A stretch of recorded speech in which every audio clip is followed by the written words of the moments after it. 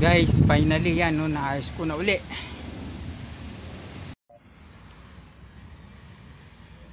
For today's video guys ay ituturo ko sa inyo kung paano, senaryo lang ito guys.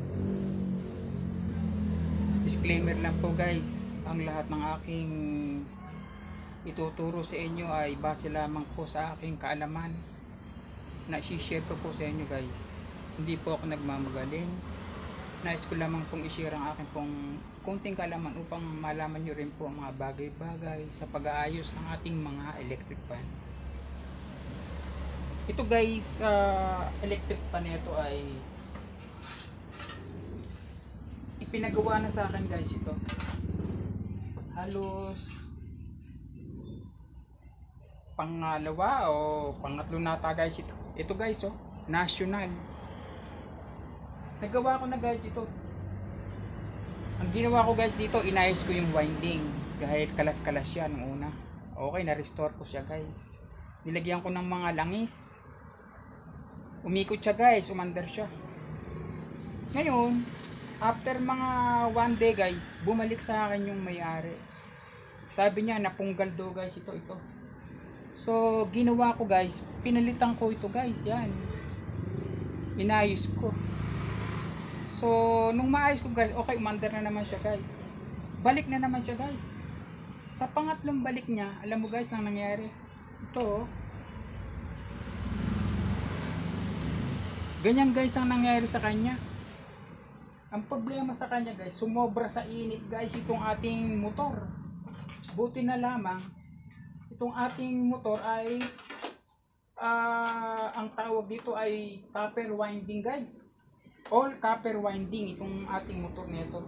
So kaya hindi siya bumigay. Kung ito guys ay aluminum, bubigay siya guys. So ang ginawa ko guys uli dito guys, pinalitan ko nito at saka ako nilagyan ng langis. Okay na naman guys, bumalik na naman uli sa akin.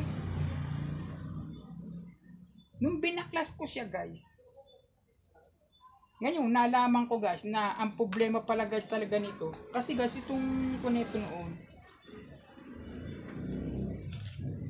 yung kanyang shafting guys, dito malapit sa gearbox, ito guys oh, kuha na pala siya, gas-gas na. Kaya ang nangyayari, na-i-stack up siya. Kahit na may langis siya, dahil ito guys eh, hindi madulas, may lubrication pero hindi madulas ang kanyang skin ng kanyang shafting.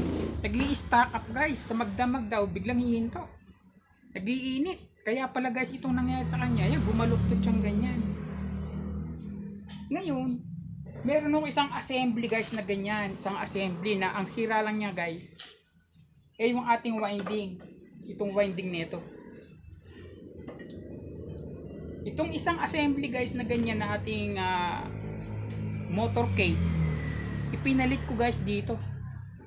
Kumbaga ito guys yung dating motor case niya, ngayon ito na ngayon yung winding case niya. Yan ginawa ko guys, ipinalit ko na yung spare nito. Ang tinanggal ko lang ay itong pinaka core, winding core nya. So ayan, ito na guys ang resulta guys. Yan, ito guys oh, pa testing guys natin ha. Ito paandarin ko guys, nakasaksak na guys yan. Yan guys oh, yan.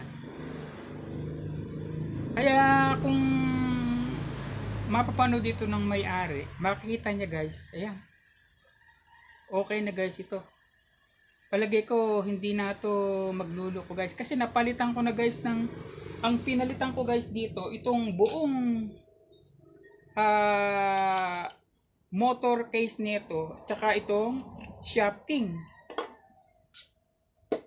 Ito guys, shafting nito, ito yung dati. Ngayon iba na yung shafting nito guys, ipinalit ko.